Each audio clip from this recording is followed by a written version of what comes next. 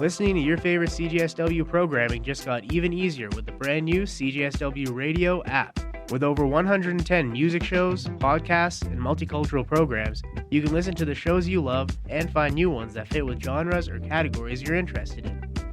Look up CJSW on the App Store or Google Play now and download it onto your phone to bring CJSW with you wherever you go.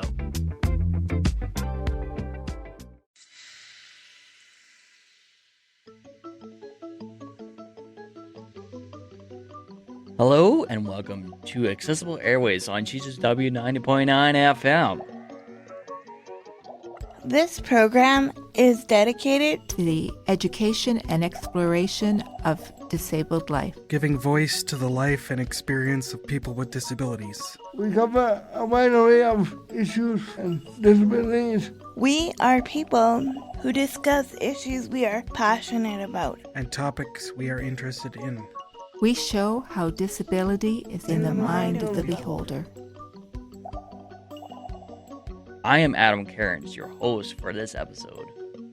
I am talking to Michael Jacques.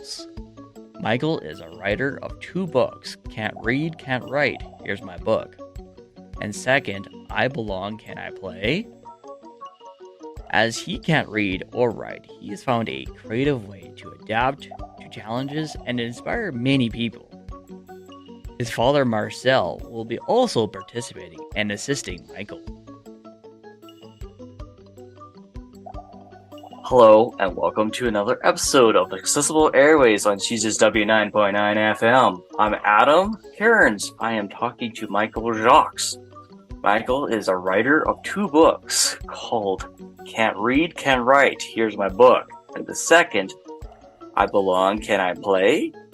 He uses speech-to-text to write his books. Michael is also the president of the Community Living Ontario and has been a motivational and inspirational speaker at elementary schools, high schools, universities, colleges. He has been a keynote speaker at many conferences. His father, Marcel, will also be participating and assisting Michael. Hello, Michael, and welcome to the show. Hi, Adam. Thanks for having me today. Hey, Adams. I'm Marcel. Michael's sitting beside me, and we're here to have a great conversation with you. Yes, I'm very excited to be here. Thank you for joining us. Michael, could you tell us a little bit more about who you are and how you came to be here today? Yes, for sure. So I'm Michael Jacques. I live in Niagara Falls, Fonthill in Ontario, around Niagara Falls area. So and also too is why I'm here today is I wrote 2 books, Can't Read, Can't Write. Here's my book, I Belong, Can I Play? I have a lot of experience. I have autism, intellectual disability myself. I can't read or write, so I use technology to write my first book. And I want to show that anything's possible with lots of hard work and dedication. And that's why I believe I'm here today talking to you, Adam, today. How did you come up with the idea of writing your life experiences in your book, Here's My Book? For me, is when I was in elementary school and high school, I always see people reading and learning and having fun and laughing at all the time when reading books, and I felt excluded in a sense because I couldn't read or write. So I thought to myself, I got technology with me, so I used my technology to do things. I said, you know what? Let's try to write a book. So I write a book using technology, and I thought of my own ways to do things, and that's what it comes about as I start reading and writing my own way, thinking outside the box. So if I could just jump in. So when Michael started to write his first book, he wasn't thinking about writing a book, to be quite honest. He just wanted to do a daily journal. So that was Michael's intent. So he was doing a daily journal. How long, Michael? For 5 years. So he's doing a daily journal for 5 years and almost every day. And so, at the beginning, he just wanted to see if he could use technology and start something to write and stuff like that. And he was doing that on his own independently. And myself and my wife did not know he was doing this. He just wanted to do this. It a goal that he set. And he was doing that for 5 years. Now think about that. What were you doing 5 years ago? That's how long it took Michael to write his first book, the printed word at least. And then obviously to design the book and to print it and publish it, print it and get it out there. Take a long time. Took a long time. But anyway, going back. So Michael, you did that for 5 years until what happened? When Christmas, my sisters came down. I have an older sister. She asked me to use my iPad to watch Netflix. I said, sure, go right ahead. Being an older sister, she snooped through my iPad, signed up on my notes, read about herself first. And then she went down and said, Michael, what do you want to do with this? I said, I'd like to write a book. And then that's how it all came about. Yes. So 5 years of journal writing, a snooping sister. They decided, what the heck? Let's do the book because he had the material, right? And that's how it started. I get you. I totally get it. And it did also mention that you also wrote a children's book. What is the idea of that brought up? Like, I belong, I could play.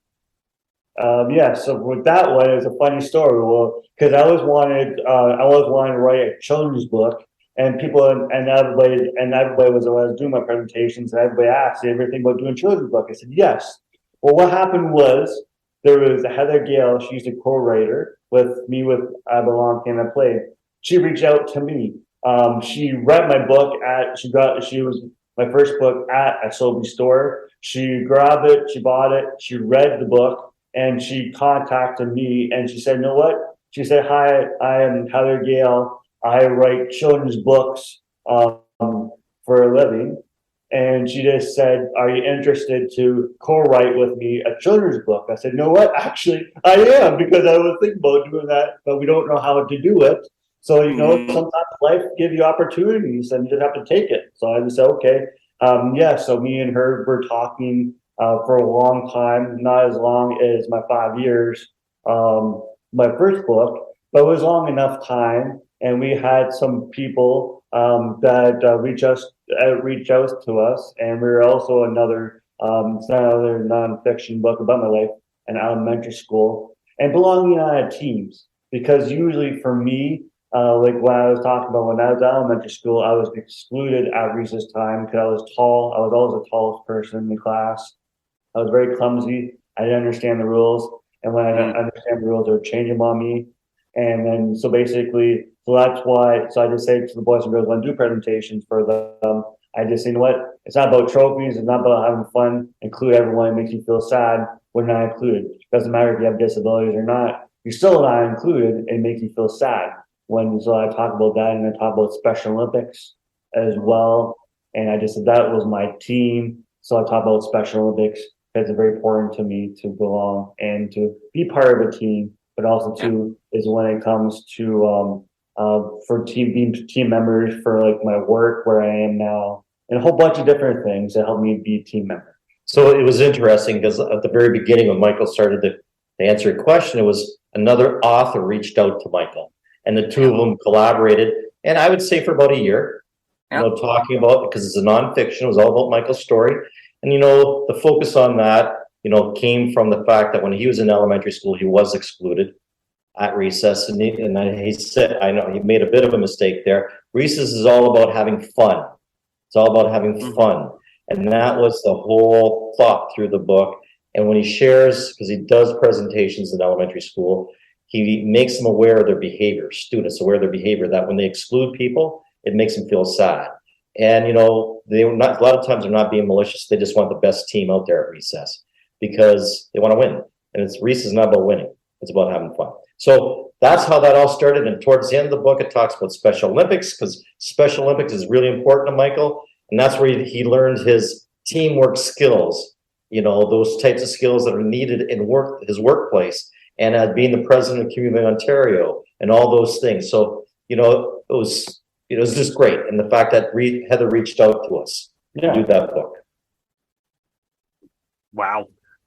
So you mentioned Special Olympics is important to you, and it's something that you came involved with as a child. What is it like for you, and what kind of sports did you take actually in Special Olympics? I'm curious on me. For me is I started Special Olympics when I was 13. I'm 31. Do the math if you can. A long time because I can't. But a long time, 31 years, I think, or something Well, like that. not, buddy. Yeah. Well, anyway, let them do the math. You're not a math magician. Michael's not a math magician. Anyway, So, Michael, but for me, with my sports, I play is basketball and baseball. Obviously, because it's a radio, you can't see me. I'm 6'4" or 6'3", 6'4", doesn't really matter. But I'm very tall, so I'm very useful at basketball because all I have to do is reach up from my arms and I get rebounds and give it to people that want to run because I'm not one of those people that like to run. And I don't like to jump either, but that's a different story. But another one I do is baseball. I like baseball a lot. I'm very good at it. I can hit the ball really, really far, and I can also pick the field of where I want to hit as well. So they're good skills. But I never get home run because I don't like running. I usually go to third base, and then I might need oxygen if I don't have to be going further. Michael, you would never require oxygen because of running because he just doesn't run. That's the truth. He's telling you the truth. The guy does not like to run. And he plays 2 running sports. But you know what? It's about Special Olympics and having fun, right? That's the goal. And then over the years, Michael's gotten better in running, not much. And baseball, you know, like you said, he can hit the ball really far and he can hit it in the opposite field. Those are really good skills to have. But he never gets a home run. Most Special Olympic athletes would get a home run. Michael doesn't because of that whole running issue.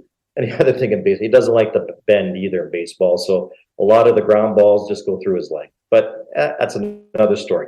So he just likes having fun, and and that's what Special Olympics is all about. Yeah, and I also got bronze medal one time in basketball as well. At provincial games. At provincial games. Yeah, thank you. Awesome. Holy. Did you experience any frustrations when writing your books, and how did you overcome them if you did? Yes. For me is, technology is not great. But I wouldn't have this book if we didn't have technology.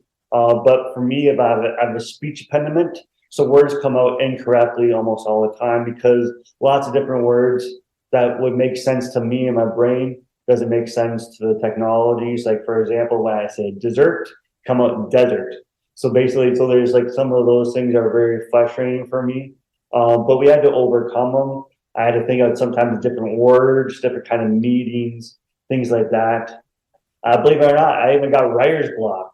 It makes no sense to me because I can't read or write. I got writer's block, but somehow I did.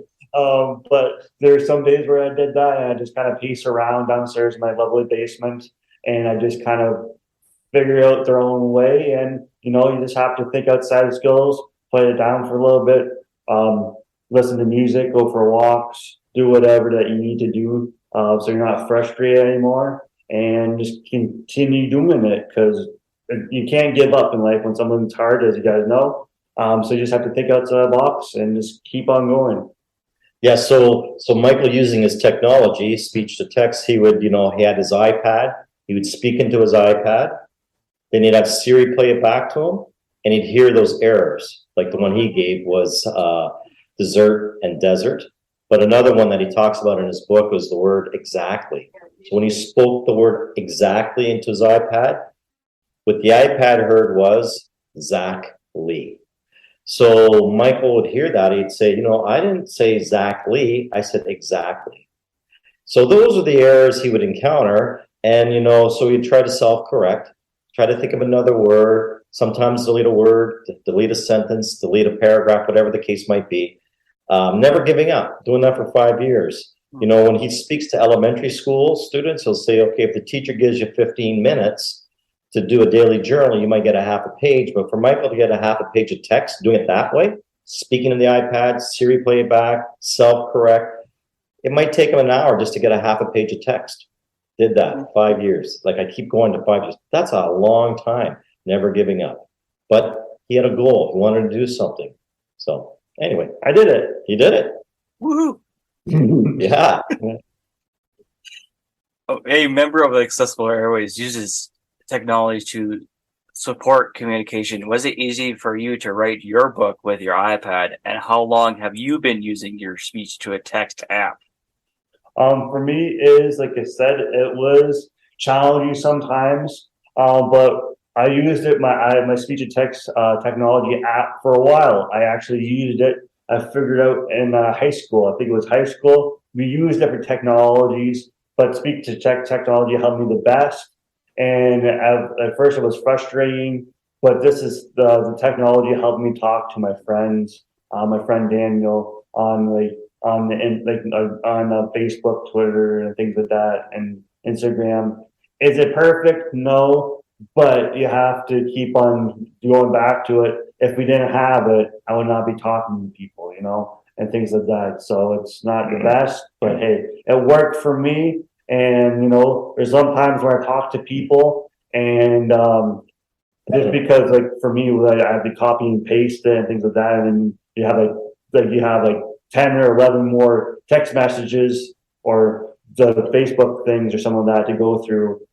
Sometimes it could be frustrating. Like wait a minute, slow down, guys. I'm using my speech and text technology. I got copying and paste. Give me a couple minutes. It's going to take the response is going to take me a while. Yeah, a lot of people will text each other, and it's immediate. For Michael to do that, because he can't read and write, he requires the technology. So if they send him a message, they got to give him some time to respond to it, because he has to have Siri read it to him. He's got to cut and paste, have Siri read it to him, then respond, cut and paste, put it back into the text. So that takes time. So it's not immediate. And with technology, Michael did start in high school, but over time, as everyone knows, technology gets better, right? So at the beginning stages, the technology wasn't that good, but over time, it gets better. And even since the last 10 years, since Michael started, technology has gotten better as well. So, that's the good news. Things that were started, 15 years ago are much better now. So, anyway, things are getting better. Everything's getting better, and that's perfect. Yep. What words of wisdoms would you give to the listeners that have had bad experiences in school with reading, writing, and like yourself, might be nervous to try again? For me, I was going to say, I'm never giving up. Think outside the box. Look at me. I wrote 2 books. I can't read or write. I'm using speech and text technology. I would use different things that work for me. Like for me, I have no concept of time. I use a timer for my work. The breaks and lunches and things like that. So there's different technology, or whatever works for you. Maybe technology and things won't work for you, but whatever you come up with, and you have your family or whoever that's in your life, you're a support group, and to help you find different ways. Anything's possible. Never giving up. Because it's not good to give up. It makes you feel sad when you give up, and just keep on going through, and and think of all the great things you can do. Is because sky's the limit. Look at me, and problem solve is the biggest thing. Yeah, life's not perfect. So in school, life wasn't perfect. After school, life is not perfect. You will always encounter difficulties. So the best thing you can learn in school is how to problem solve.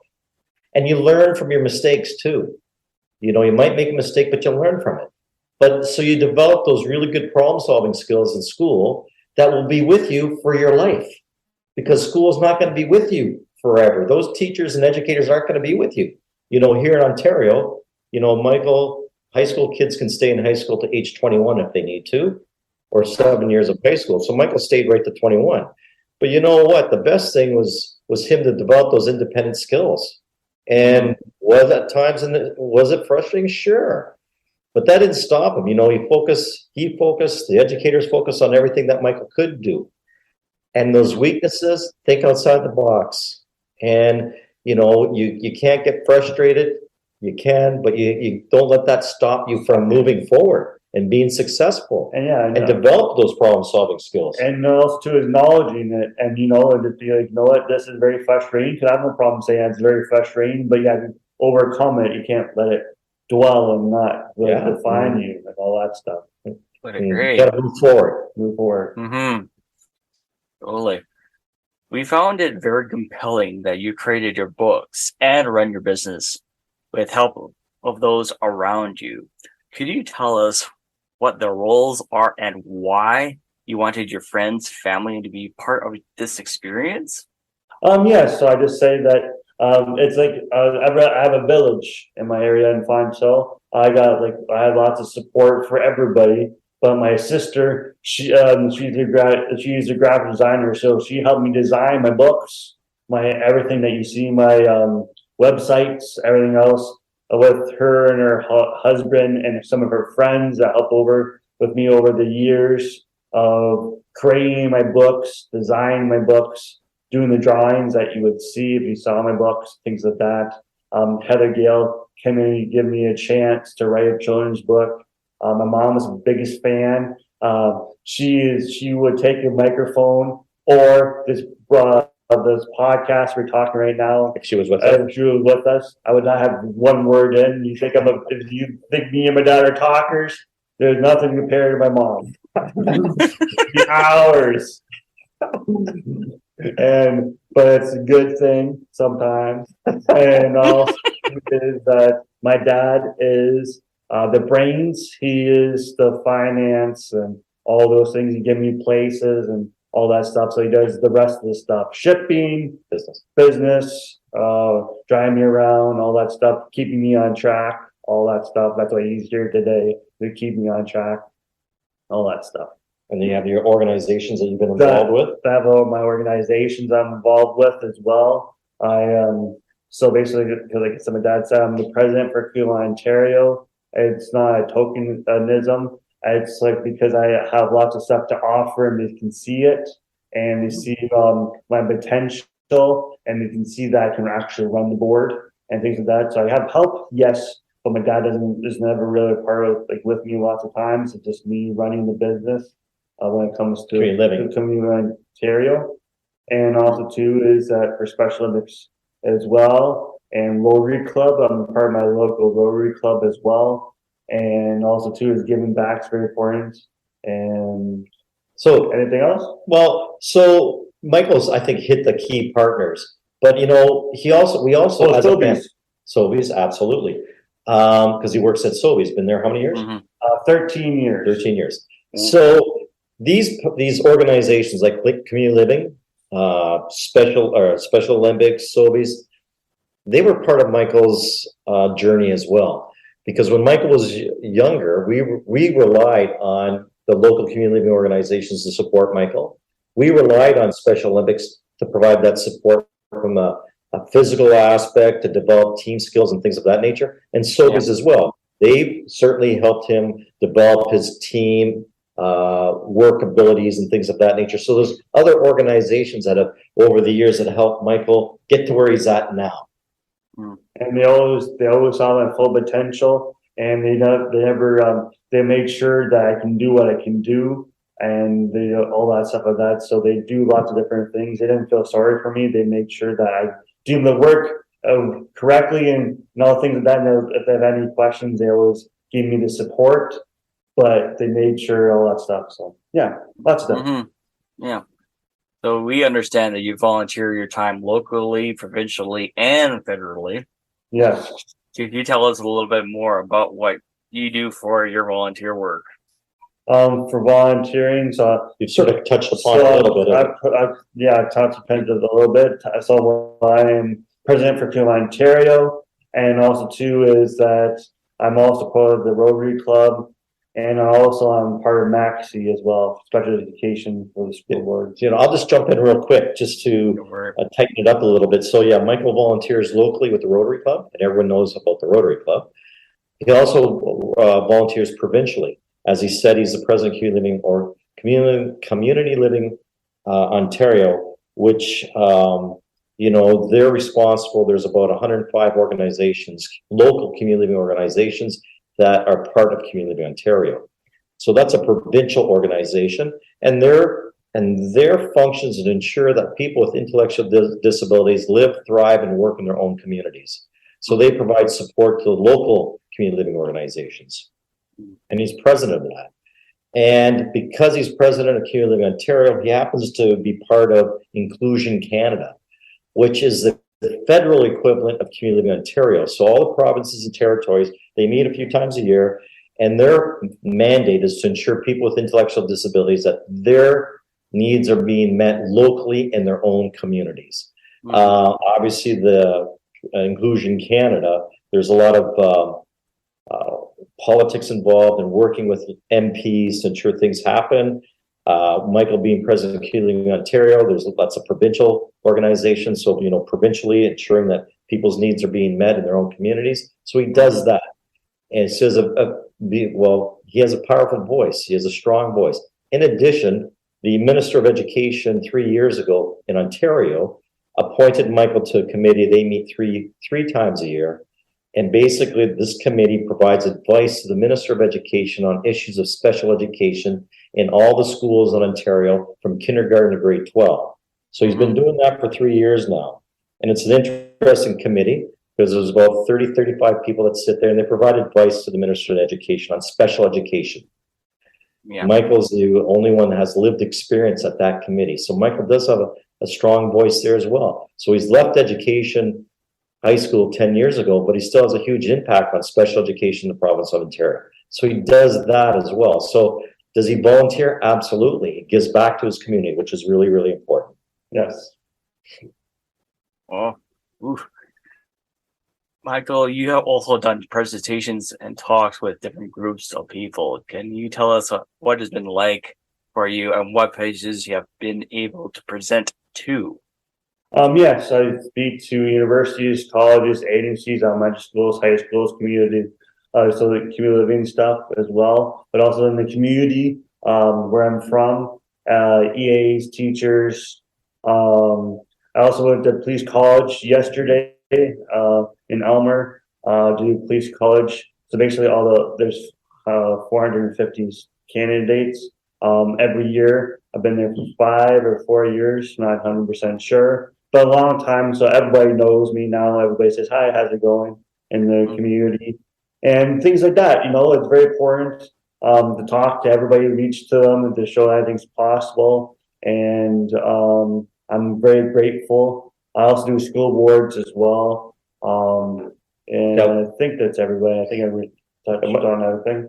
Michael's done multiple presentations pre-COVID, and in 18 months, he probably did 200 presentations, live presentations. When COVID hit, and since then, he's done mainly virtual presentations. Well, just definitely through COVID, it was all virtual. Now we're switching back to some live presentations, and his audience expand from students to teachers to parents to organizations to you name it. He has spoken to them. Like he said, we were at the Ontario Police College yesterday. He goes there 3 times a year. Each time there's 450 police candidates that he speaks to, and he's been doing that for 4 years.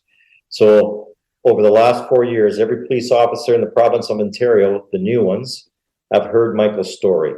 So, and universities, local universities, colleges, so he has spoken to a wide range of audiences across Ontario, actually across Canada, virtually. British Columbia, Alberta, we've done a lot. He's been to Winnipeg a few times too. So, yeah, the audience is varied. The people,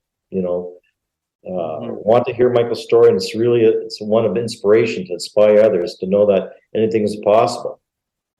And I'm very excited for all the opportunities. Awesome. How can others wanting to have you to present to them make arrangements for this? Well, maybe I'll just jump in real quick. If anyone wants to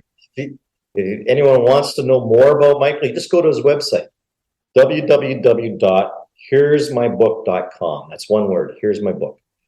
www.here'smybook.com. You can contact Michael there to do presentations. You can see what we've posted on there are some of the more interesting stories about Michael and links to webcasts, podcasts, interviews. He's been on TV numerous times here in Ontario, but also on the East Coast of Canada. He's been in the Globe and Mail, magazines, newspapers, tons of them. So you can go in there and you can learn more about Michael just on his website under news and events. You can purchase Michael's books there as well on our website because, see, we're self-published. So we don't have a big publisher doing that for us. So you can purchase a book on his website. And you can also go and check, you can check out the different things, like there's different links on Facebook, Twitter, and Instagram, and LinkedIn as well. And all the social media stuff. Because we rely heavily on social media. That's how Michael's story gets out there, social media. Awesome. And like I said, you can contact him there, purchase books there, learn more about Michael. It's a easy website. Like, it's students can use it, adults can use it. My dad can use it. Yes, so it's a person friendly. If I can use it, anyone can use it. So if I can use that, can't forget right. I can even use it.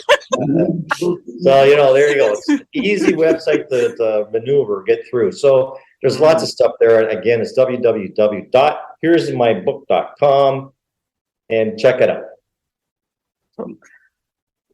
We are all aware that you give back to many people in many ways. Can you tell us where some of your proceeds from your books go to? Yeah, so I give back to community living in Ontario, Special Olympics in Canada as well. I give those two because they're very important to me, because they've been part of my life for a very long time. And it's very important to give back when you can, with time and money, if you can. It's very important to give back to your communities or whoever you can. It's very important. So those two organizations are important to Michael. So right from the very beginning, he says, Dad, we have to help these people out, like these organizations. I said, no problem. I'm his banker, by the way. So I said, okay, how can we do this? So we decided to do, Michael, the sales of each book, Michael gives partial proceeds to those two organizations. And knowing that, being his banker, I have to look after Michael when he's retired. So the other money that we do generate, and it's not a lot, we're not millionaires, the money that we do generate, I put into our DSPs, and hopefully you know what those are, because what a great investment for a person with a disability. So that's what we do. So Michael gives back time and he gives back money. Mm-hmm. Awesome. I know you already mentioned the website and stuff, and but how could they contact yourself or Marcel or Michael on your website? Yeah, on his website, there's a little thing at the top that says contact. Hit that, and that will come to us. Whether they want to speak to me or Michael, that will definitely come to us. And there's other things, as I said, on his website there. And I should note that Michael's books are available on the Apple Bookstore. So if anyone who cannot read or write can purchase a digital copy of the book and have their technology read it to them. Yeah, because it was very important that I had that as well. And I also have in French and English, both books as well. Both books are in French and English. Awesome. Electronically and print copies. Oh. Whoa. And if you get them, I'll sign them for you. It's usually $9.95, but they're free. What, signatures? Signatures. Michael does not charge for signatures. Like, just so you know, what a guy who's watching too much TV. But wait, there's more. No. Oh my goodness. Is there anything else you like to add today or we missed in this interview?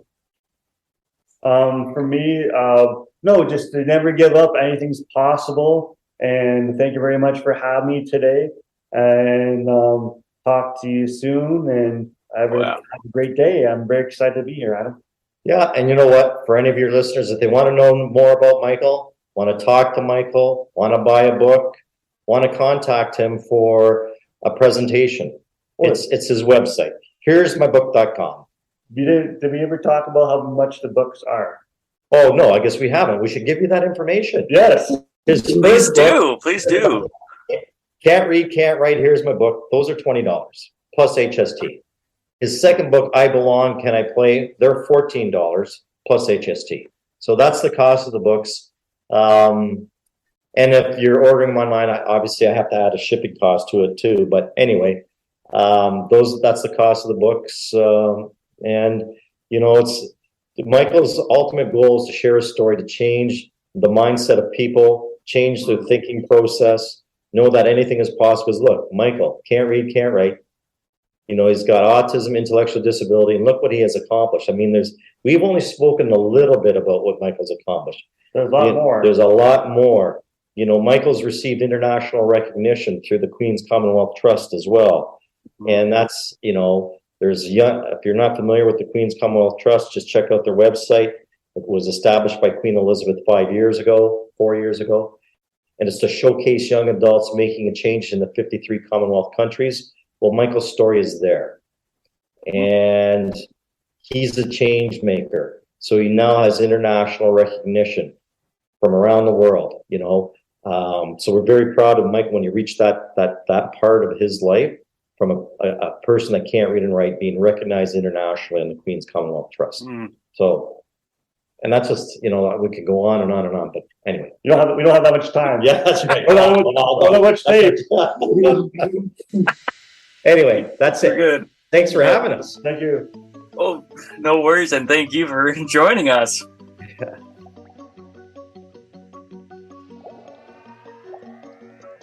That was Michael and Marcel, his father, talking to me on Zoom. They were very fun guests to have on the show. We talked about his books that he wrote and faced hardships and learned from them. You have been listening to Accessible Airways on CJSW 90.9 FM.